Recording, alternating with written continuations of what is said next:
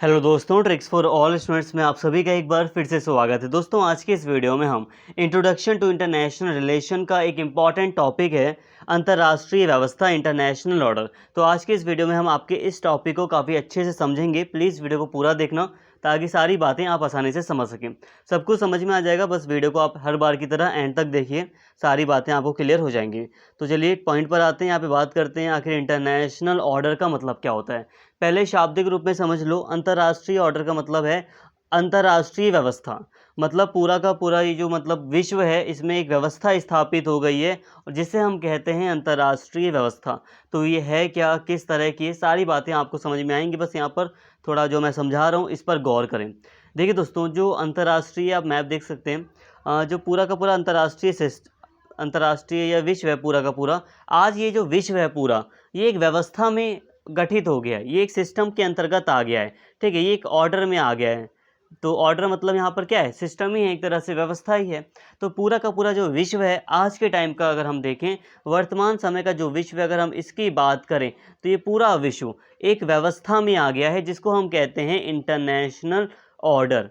ठीक है, तो अंतर्राष्ट्रीय व्यवस्था यही है कि ये पूरा का पूरा ये जो विश्व है वो किस में है, वो एक व्यवस्था में आ गया है।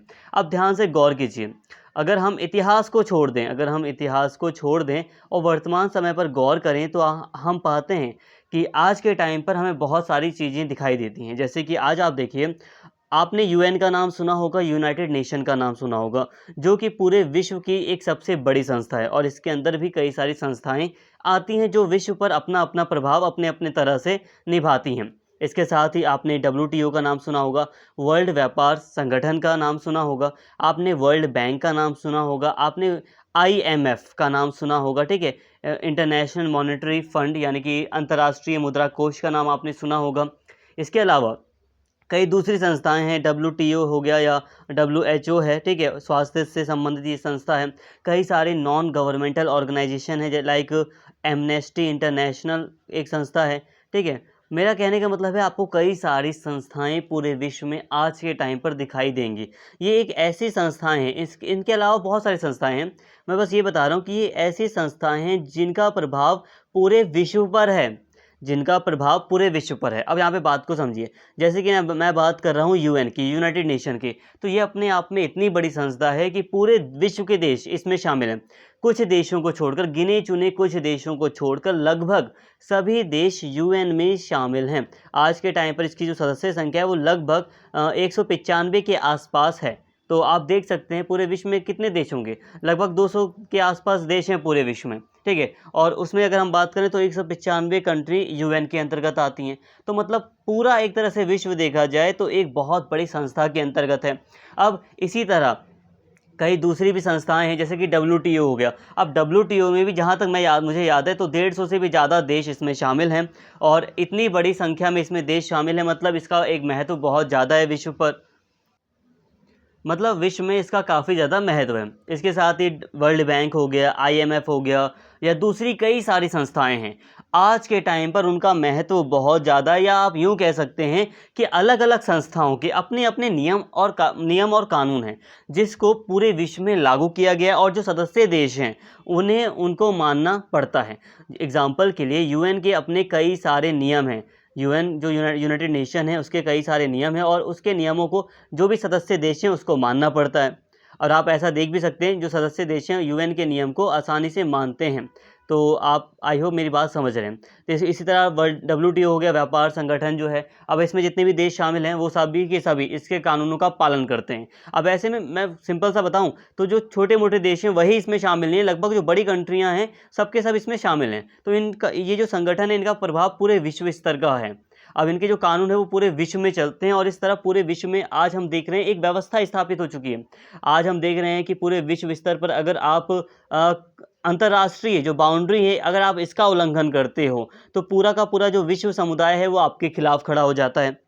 तो यहाँ पे बात को समझिए, जैसे कि आप देखिए रशिया ने यूक्रेन पर आक्रमण किया है। तो अब ऐसे में पूरा जो एक विश्व है, स्पेशली जो प्रमुख देश हैं, स्पेशली पश्चिमी यूरोपीय जो प्रमुख देश हैं वो पूरी तरह इसके अपोजिट में हैं और एक तरह से बहुत सारा जितनी भी नॉर्मल अगर हम पूरे विश्व की बात करें तो वो इस घटना के अपोजिट में ही खड़ा मिलेगा। वो बात अलग है कि रशिया का दबाव है या फ्रेंडशिप है, तो हम या दूसरे देश कुछ नहीं बोल रहे हैं। लेकिन फिर भी आज आप देखिए कि अंतर्राष्ट्रीय व्यवस्था एक ऐसी अंतर्राष्ट्रीय स्तर पर एक व्यवस्था स्थापित हो चुकी है कि आप कुछ भी करते हैं तो वो कानून के दायरे में आता है। लाइक जो पुतिन है उनके ऊपर क्या है कि पुतिन को गिरफ्तार करने का ऑर्डर दिया है, किसने दिया है? जो अंतर्राष्ट्रीय न्यायालय है, जो इंटरनेशनल कोर्ट है, उसने।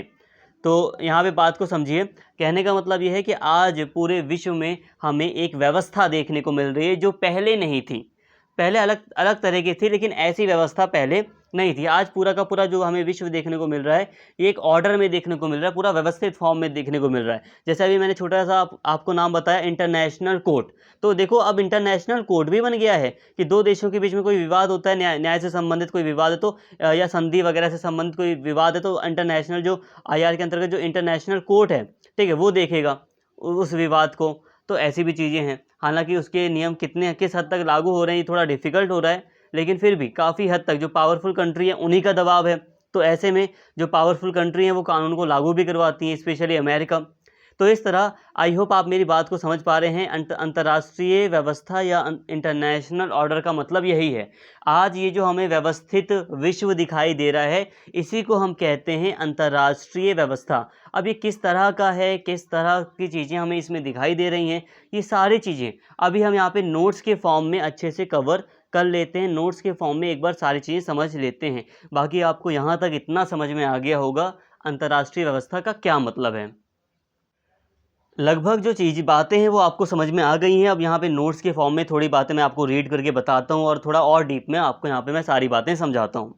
सन 1940 के दशक के उत्तरार्ध से उत्तरार्ध का मतलब होता है दोस्तों, जैसे कि 1940 के दशक के उत्तरार्ध का मतलब हो गया यहाँ पर 1945 के बाद, ठीक है, 1945 के बाद। सन 1940 के दशक के उत्तरार्ध से राजनीतिक उदारवाद, आर्थिक उदारवाद और उदार अंतर्राष्ट्रीयतावाद पर आधारित नियम आधारित संरचित अंतःक्रियाओं की एक प्रणाली को उदार अंतर्राष्ट्रीय व्यवस्था के रूप में जाना जाता है। तो देखिए अंतर्राष्ट्रीय व्यवस्था के साथ में लग गया उदार अंतर्राष्ट्रीय व्यवस्था। मतलब देख यहाँ पे कहा जा रहा है कि 1945 के बाद पूरे विश्व में जो उदारवाद से जुड़े जो विचार हैं वो फैलने शुरू हो गए।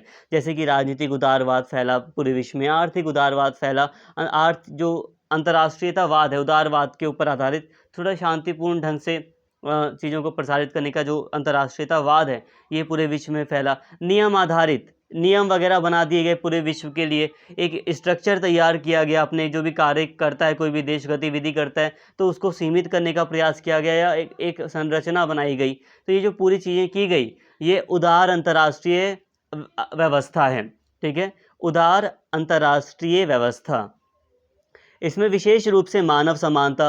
अब ये जो उदार अंतर्राष्ट्रीय व्यवस्था पूरे विश्व में हमें दिखाई दे रही है, ये क्या है? इसमें मुख्य रूप से जो मानव समानता है, जैसे कि मानव की स्वतंत्रता, कानून का शासन, मानव अधिकार, इसकी बात की जाती है।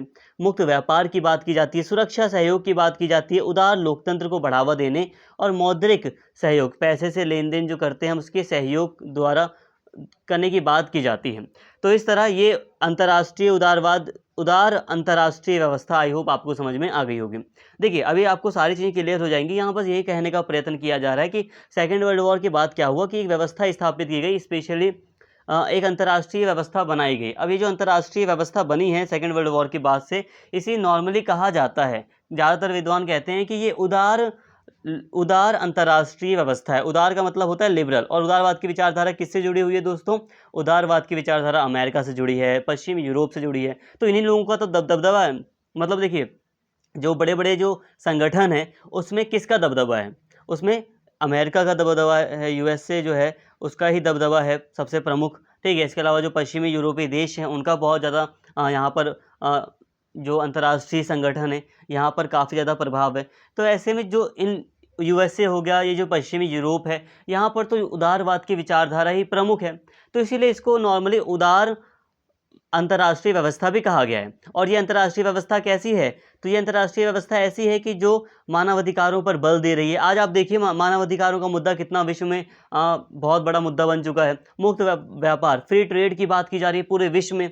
हर देश चाहता है कि हम फ्री ट्रेड करें उस देश से, ठीक है। स्वतंत्रता की बात की जा रही है, कानून के शासन की स्थापना की बात की जा रही है पूरे हर देश में। तो ये क्या है? ये अंतर्राष्ट्रीय व्यवस्था, उदार अंतर्राष्ट्रीय व्यवस्था के उदाहरण हैं। सारी बातें क्लियर होंगी, आगे आगे बढ़ते हैं अभी हम। और इसमें बहुपक्षीय संस्थाओं जैसे संयुक्त राष्ट्र, विश्व व्यापार संगठन और अंतर्राष्ट्रीय मुद्रा कोष आदि के माध्यम से अंतर्राष्ट्रीय सहयोग शामिल हैं। आज हम पूरे विश्व में देख रहे हैं कि कई सारी अंतर्राष्ट्रीय संस्थाएं स्थापित कर दी गई हैं, जिसके माध्यम से अंतर्राष्ट्रीय स्तर पर सहयोग की बात की जाती है। द्वितीय विश्व युद्ध, सेकेंड वर्ल्ड वॉर के पश्चात ही अंतर्राष्ट्रीय व्यवस्था की स्थापना की गई, जिसमें संयुक्त राज्य अमेरिका एक प्रमुख भूमिका निभा रहा है। तो ये सारी बातें हैं, अभी मैं सारी बातें एक्सप्लेन करूँगा थोड़ा सा रीड करके, और ज़्यादा आपको बातें समझाई जाएँ। विद्वानों ने उदार अंतर्राष्ट्रीय व्यवस्था, जिसको इंग्लिश में कहते हैं लिबरल इंटरनेशनल ऑर्डर, तो LIO भी कह सकते हो शॉर्ट में, की प्रकृति और अस्तित्व के बारे में असहमति जताई है। मुक्त व्यापार, विस्तार, पूंजी की गतिशीलता में वृद्धि, लोकतंत्र का प्रसार, मानवाधिकारों की उन्नति और सोवियत संघ के विरुद्ध पश्चिम की सामूहिक रक्षा सभी को LIO के लिए उत्तरदायी ठहराया गया है। LIO द्वारा उत्तरी अमेरिका, पश्चिमी यूरोप और जापान के देशों के बीच अभूतपूर्व सहयोग संभव हुआ है, जिसमें समय के साथ LIO ने यानी कि उदार अंतर्राष्ट्रीय व्यवस्था ने विश्व भर में आर्थिक उदारवाद के विस्तार को बढ़ावा दिया है तथा लोकतंत्र के एकीकरण का समर्थन उन राष्ट्रों में जो राष्ट्र लोकतंत्र से पहले फासीवादी या साम्यवादी थे। यहाँ पे कहने का प्रयत्न किया जा रहा है कि सेकेंड वर्ल्ड वॉर से पहले अगर हम देखें तो अंतर्राष्ट्रीय व्यवस्था में बहुत उथल पुथल हो रही थी। सेकेंड वर्ल्ड वॉर के बाद यहाँ पे दिखाई देता है कि अंतर्राष्ट्रीय स्तर पर एक उदार अंतर्राष्ट्रीय व्यवस्था स्थापित होती है। उदार अंतर्राष्ट्रीय व्यवस्था पूरे विश्व में स्थापित हो रही है, जिसमें प्रमुख रूप से पश्चिमी देशों का प्रभुत्व है और इन्हीं के विचार फैल रहे हैं। जैसे कि उदार का मतलब भी अगर मैं आपको बताऊं तो उदार का मतलब स्वतंत्रता से होता है। लिबरल, जैसे अगर आप कहो कि मेरे पेरेंट्स लिबरल हैं, मतलब आपके पेरेंट्स ऐसे हैं जो आपको बहुत ज़्यादा छूट देते हैं या स्वतंत्रता देते हैं, तो लिबरल का शाब्दिक अर्थ ही होता है स्वतंत्रता। तो अंतर्राष्ट्रीय स्तर पर आज हम देख रहे हैं, यहाँ पे जो बात कर रहे हैं उसके अकॉर्डिंग मैं बताऊं तो सेकेंड वर्ल्ड वॉर के बाद लगभग 1945 के बाद उदार अंतर्राष्ट्रीय व्यवस्था पूरे विश्व में दिखाई देती है। किस तरह की है, तो इसमें हम देखते हैं कि अंतर्राष्ट्रीय स्तर पर मानवाधिकारों, ह्यूमन राइट्स की बात की जाती है, फ्री ट्रेड वगैरह की बात की जाती है, अंतर्राष्ट्रीय सहयोग की बात की जाती है। इसके लिए अंतर्राष्ट्रीय स्तर पर कई सारे संगठन बनाए गए हैं, ऑर्गेनाइजेशन बनाए गए हैं, जो कि पूरे विश्व में एक सहयोग या एक शांति व्यवस्था बनाए रखने में एक महत्वपूर्ण भूमिका निभा रहे हैं। जैसे कि संयुक्त राष्ट्र हो गया, विश्व व्यापार संगठन हो गया, IMF हो गया, ये या उसके अलावा भी कई सारी संस्थाएं हैं। तो ये सारी की सारी जो व्यवस्था है वो एक तरह से उदार अंतर्राष्ट्रीय व्यवस्था ही है पूरे विश्व में। अब ये जो उदार अंतर्राष्ट्रीय व्यवस्था है, कई जो विद्वान हैं वो मानते हैं कि इस उदार अंतर्राष्ट्रीय व्यवस्था के द्वारा मुक्त व्यापार को ज़्यादा बढ़ावा दिया गया है, लोकतंत्र का प्रसार हुआ है, मानवाधिकारों को बढ़ावा देने का प्रयास किया गया। और जो सोवियत संघ का जो विचार था, समाजवादी जो विचार था, सोवियत संघ का जो विचार था, इसके विरुद्ध पश्चिम देशों की प्रतिक्रिया है। तो ये सारी चीज़ें कही गई हैं। इसके अलावा LIO यानी कि उदार अंतर्राष्ट्रीय जो व्यवस्था है, इसको ऐसा नहीं है कि सभी लोग पूरी तरह स्वीकार करते हैं, इस पर थोड़े मतभेद भी हैं। तो यहाँ पे सारी बातें बताई जा रही हैं। लोकतंत्र का प्रसार का मतलब यहाँ पर ये है कि जो कई सारे जो राष्ट्र हैं जहाँ पर पहले तानाशाही सरकारें थी, फासीवादी मतलब तानाशाही सरकार, साम्यवादी जो सरकारें थी, तो वहाँ पर भी लोकतांत्रिक सरकार स्थापित करने का प्रयास किया गया उदार अंतर्राष्ट्रीय व्यवस्था के द्वारा। आई होप आप मेरी बात समझ पा रहे होंगे। नहीं भी समझ पा रहे तो डोंट वरी, मैं लास्ट में ऐसा कंक्लूजन दूंगा कि आपको समझ आएगा ही आएगा। सन 1940 के दशक में जो प्रायः 1945 से शुरू होते हैं, इनको प्रायः LIO की ऐतिहासिक उत्पत्ति के रूप में उद्धृत किया जाता है। नॉर्मली ऐसा मान लिया जाता है कि 1945 के बाद ही या 1945 में जो जैसे ही सेकेंड वर्ल्ड वॉर ख़त्म होता है, लगभग इसी समय उदार अंतर्राष्ट्रीय जो व्यवस्था है, जो लिबरल इंटरनेशनल ऑर्डर है, तो ये स्थापित होना शुरू हो जाता है, इसकी उत्पत्ति शुरू हो जाती है। इस सिद्धांत से जॉन मियर शाइमर असहमत हैं और दावा करते हैं कि शीत युद्ध समाप्त होने से पहले LIO का अस्तित्व नहीं था। जो जॉन मियर शाइमर हैं वो इस सिद्धांत को स्वीकार नहीं करते। देखिए, कहने का मतलब है कि उदार अंतर्राष्ट्रीय जो व्यवस्था है, ठीक है, उदार अंतर्राष्ट्रीय व्यवस्था जिसको नॉर्मली LIO कहा जाता है, ऐसा कहा जाता है कि सेकेंड वर्ल्ड वॉर के बाद ये व्यवस्था पूरे विश्व में स्थापित होना शुरू हो गई थी, अब ये पूरी विश्व में ये व्यवस्था स्थापित हुई सेकेंड वर्ल्ड वॉर के बाद। लेकिन जो जॉन मियर शाइमर एक विद्वान है, ये कहते हैं नहीं, ये जो LIU की व्यवस्था है, ये जो लिबरल इंटरनेशनल ऑर्डर है पूरे विश्व का, ये कब शुरू हुआ? ये शुरू हुआ शीत युद्ध के बाद। जब शीत युद्ध समाप्त हो गया 1991 में, तभी जाकर लिबरल इंटरनेशनल ऑर्डर अस्तित्व में आया। तो ये कहते हैं कि 1991 के बाद अस्तित्व में आया, जब शीत युद्ध समाप्त हुआ। और बहुत सारे जो विद्वान हैं वो मानते हैं कि 1945 के बाद, जब सेकेंड वर्ल्ड वॉर खत्म हुआ था, उसी के बाद LIU यानी कि लिबरल इंटरनेशनल ऑर्डर पूरे विश्व में छा गया। अब देखिए बात यहाँ पर है क्या, तो इस बात को समझिए। देखिए दोस्तों, यहाँ पे इंटरनेशनल ऑर्डर में यही बातें होती हैं। आप देखोगे इंटरनेशनल ऑर्डर में कि विश्व व्यवस्था को पूरी तरह मतलब नियंत्रित करने के कई सारे हमें प्रयास दिखाई देते हैं। जैसे कि आप UN का सबसे अच्छा उदाहरण ले सकते हो। UN के द्वारा, यूनाइटेड नेशन के द्वारा पूरे विश्व में शांति व्यवस्था बनाए रखना या पूरे विश्व को संभालने से संबंधित पूरे मतलब सारे कानून वगैरह बनाए गए हैं। लाइक कोई पर्यावरण का इशू भी होता है जो पूरे विश्व के लिए खतरा है, तो उस पर भी यूनाइटेड नेशन में बात वगैरह होती है, मीटिंग्स वगैरह होती हैं। तो आप इस तरह समझ सकते हैं कि पूरे विश्व को व्यवस्थित करने का ये प्रयास था यूनाइटेड नेशन। लेकिन हाँ, इससे पहले भी कई सारे प्रयास हुए थे, जैसे कि अभी हम बात कर रहे हैं यहाँ पर। तो 20वीं शताब्दी की सबसे प्रसिद्ध वैश्विक व्यवस्था प्रथम विश्व युद्ध के बाद वर्साय शांति सम्मेलन के परिणाम की रणनीति थी। राष्ट्रसंघ, जो कि सभी राष्ट्रों के लिए सुलभ और शांति को लागू करने में सक्षम होगा, उसको राष्ट्रपति वुडरो विल्सन द्वारा विश्व शांति के समाधान के रूप में प्रसारित किया गया था, जिसके 14 बिंदुओं ने इन्होंने जो वुडरो विल्सन थे, इन्होंने अपने 14 पॉइंट्स दिए थे कुछ शांति के लिए, किया कि वे युद्ध के कारणों को क्या मानते थे और उन्होंने इन चरणों के रूप में क्या देखा, और भविष्य में इस प्रकार के युद्धों को होने से रोकना अत्यंत आवश्यक है।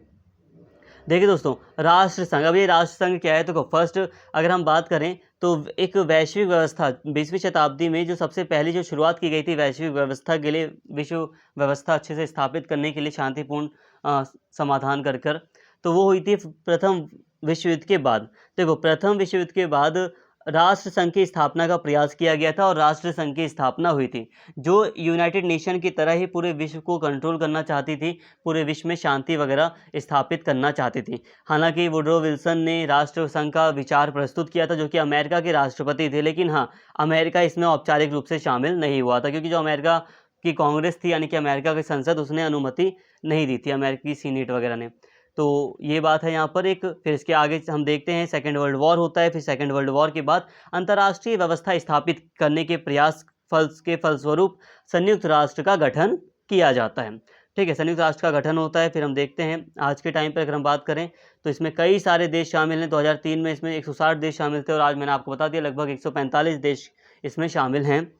इसके साथ ही सेकेंड वर्ल्ड वॉर, द्वितीय विश्व युद्ध के बाद के दशकों में दो प्रमुख शक्ति गुटों के बीच संघर्ष ने विश्व व्यवस्था को आकार देने में महत्वपूर्ण भूमिका निभाई। अब देखिए, हम कह तो देते हैं कि सेकेंड वर्ल्ड वॉर के बाद एक विश्व व्यवस्था स्थापित हो गई, जिसको कई बार लिबरल विश्व व्यवस्था कहा जाता है। ठीक है, लिबरल कह दिया जाता है, लेकिन उदार वैश्विक व्यवस्था स्थापित होने से पहले अगर हम बात करें तो 1945 के बाद शीत युद्ध शुरू हो जाता है, जिसमें जो विश्व था वो दो गुटों में बढ़ जाता है, एक पूंजीवादी और एक समाजवादी। तो इस तरह हम देखते हैं कि विश्व में थोड़ा अलग विश्व व्यवस्था हमें दिखाई देती है।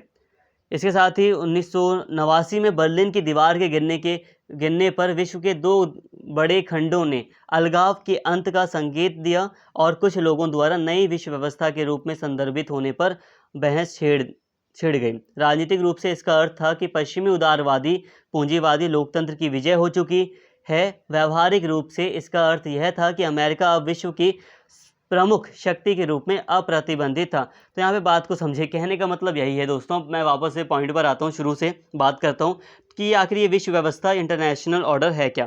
तो देखिए, इंटरनेशनल ऑर्डर का शाब्दिक अर्थ यही है कि पूरे विश्व में किस तरह की व्यवस्था है। तो समय समय पर विश्व में कोई ना कोई व्यवस्था तो रही है, लेकिन अगर बहुत ज़्यादा हम पुराने टाइम पर जाएँ तो ऐसी कोई व्यवस्था हमें दिखाई नहीं देती। सभी देश अपना अलग अलग रह रहे थे। नॉर्मली हम बात करें भारत वगैरह की, बहुत प्राचीन टाइम की बात करें तो भारत में अलग तरह का शासन था, यूरोप में अलग था, अमेरिका वगैरह में लोग अलग तरह से रह रहे थे बहुत समय पहले। तो यहाँ पे काफ़ी दूरियां थी, तो विश्व व्यवस्था कुछ इस तरह की थी। लेकिन नॉर्मली जब हम एक सही विश्व व्यवस्था की बात करते हैं तो वो हमें दिखाई देता है सेकेंड वर्ल्ड वॉर के बाद, हालांकि उसकी कोशिश फर्स्ट वर्ल्ड वॉर के बाद की जाती है। अब क्या चीज़ें कैसे होती हैं तो इसको ध्यान से समझो। देखो, अगर हम विश्व व्यवस्था का एक और प्राचीन उदाहरण देखें तो आप देखिए, जब औपनिवेशिक काल था, जब भारत आज़ाद नहीं हुआ था, तो उससे पहले भी एक विश्व व्यवस्था थी जिसमें फ्रांस, इंग्लैंड, यूएसए प्रमुख देश थे, रूस भी ले लो आप। तो ये प्रमुख देश थे पहले विश्व व्यवस्था में। लेकिन हाँ, प्रथम विश्व युद्ध के बाद एक विश्व व्यवस्था स्थापित करने का विश्व में प्रयास किया गया, जिसके लिए राष्ट्र संघ की स्थापना हुई थी। ठीक है, राष्ट्र संघ की स्थापना पूरे विश्व में की गई थी, जिसे नॉर्मली लीग ऑफ नेशन के नाम से भी जाना जाता है। तो राष्ट्र संघ की स्थापना पूरे विश्व में की गई थी, लेकिन राष्ट्र संघ सेकेंड वर्ल्ड वॉर को रोक नहीं पाया, तो इसका होना ना होना बराबर था। तो इसीलिए बाद में फिर सेकेंड वर्ल्ड वॉर के बाद यूनाइटेड नेशन की स्थापना की गई, और यूनाइटेड नेशन ने पूरे विश्व में कई सारे कानूनों को लागू किया, शांति व्यवस्था बनाए रखने के कई सारे इसने प्रयास किए। तो कुछ इस तरह की विश्व व्यवस्था पूरे विश्व में स्थापित हो गई। लेकिन अभी भी सेकेंड वर्ल्ड वॉर के बाद शीत युद्ध शुरू हो गया था। तो शीत युद्ध के द्वारा ये देखा गया कि जो विश्व व्यवस्था थी उसमें दो गुट स्थापित हो गए थे। एक था पश्चिमी गुट, एक था वेस्टर्न यूरोप वगैरह का जो एरिया था, या अमेरिका का गुट था, जो कि उदारवादी था, और एक था रशिया वगैरह का, जो कि मतलब सोवियत संघ का था, जो कि समाजवादी विचारधारा से प्रेरित था। तो कुछ इस तरह की विश्व व्यवस्था दिखाई देती है। और 1991 के बाद पूरी तरह विश्व में हमें एक लिबरल, एक उदार अंतर्राष्ट्रीय व्यवस्था दिखाई देती है, जिसमें अमेरिका एक सबसे शक्तिशाली देश हमें दिखाई देता है। तो कुल मिलाकर अगर हम बात करें आज की, कि आज आखिर है क्या, विश्व व्यवस्था किस तरह की है, तो आज के टाइम पर पूरे विश्व व्यवस्था में अमेरिका हावी है। हालांकि अलग अलग विचार हैं इसके ऊपर भी, लेकिन फिर भी देखा जाए तो उदार अंतर्राष्ट्रीय व्यवस्था पूरे विश्व में आज हमें दिखाई देती है। उदार अंतर्राष्ट्रीय व्यवस्था का अर्थ यही है कि जो पश्चिमी विचार हैं, पूंजीवाद, उदारवाद, वैश्वीकरण, निजीकरण, प्राइवेटाइजेशन, ये जो विचार हैं यही पूरे विश्व में आज हम देख रहे हैं फैल रहे हैं। वैश्वीकरण हो रहा है पूरे विश्व में, बड़ी बड़ी कंपनियां एक देश से दूसरे देश में अपनी अपनी फैक्ट्रियां स्थापित कर रही हैं, अपनी कंपनियों का प्रसार कर रही हैं, एमएनसीज, टीएनसीज, इनके नाम आपने सुने होंगे। तो यही है विश्व व्यवस्था आज के टाइम की। बहुत सारे विद्वान कहते हैं कि उदारवादी जो विश्व व्यवस्था है पूरे विश्व में, वो सेकेंड वर्ल्ड वॉर के बाद ही शुरू हो गई थी। लेकिन फिर भी हम देखते हैं कि सेकेंड वर्ल्ड वॉर के बाद जो विश्व व्यवस्था है उसमें पूरी तरह उदारवाद का वर्चस्व नहीं था, क्योंकि उस समय समाजवादी विचारधारा भी इसे टक्कर दे रही थी। हालांकि शीत युद्ध के समाप्त होते ही ये काफ़ी हद तक एक अकेला रह गया, और पूरे विश्व में हम देख रहे हैं कि काफ़ी हद तक जो लिबरल इंटरनेशनल ऑर्डर है वो स्थापित है। तो इस तरह आज हमने बात कर ली अंतर्राष्ट्रीय व्यवस्था की, कि किस तरह का अंतर्राष्ट्रीय व्यवस्था पूरे विश्व में स्थापित है। आई होप आपको समझ में आया होगा। ये जो पूरा वर्ल्ड है आज एक व्यवस्था के अंतर्गत आपको दिखाई देता है, यही है अंतर्राष्ट्रीय व्यवस्था। और ये किस तरह की है? ये एक अंतर्राष्ट्रीय व्यवस्था ऐसी है जिसमें कई सारे अंतर्राष्ट्रीय संगठनों का दबाव है, जिसमें अमेरिका एक बहुत बड़ी भूमिका निभा रहा है। आई होप आपको सारी बातें समझ में आई होंगी। उम्मीद करता हूँ वीडियो आपको पसंद आई होगी। और यहाँ पे एक चीज़ कहूँगा, अगर आपको नोट्स हार्ड लग रहे हैं तो अपनी भाषा में थोड़ा बहुत अपनी भाषा में भी आप लिख सकते हैं। बाकी ज़्यादा हार्ड नहीं, जो जो बातें मैंने जब आपको समझाई हैं तो आप उसे समझकर अपने अकॉर्डिंग थोड़ा बनाकर लिख देंगे। ईजी है, समझ में भी आ जाएगा आपको। उम्मीद करता हूँ वीडियो आपको पसंद आई होगी। अगर वीडियो आपको अच्छी लगी हो तो प्लीज़ चैनल को सब्सक्राइब कर लें, वीडियो को लाइक करें, और अगर आपने चैनल को सब्सक्राइब नहीं किया है तो चैनल को सब्सक्राइब कर लें और वीडियो को शेयर करें। Thank you.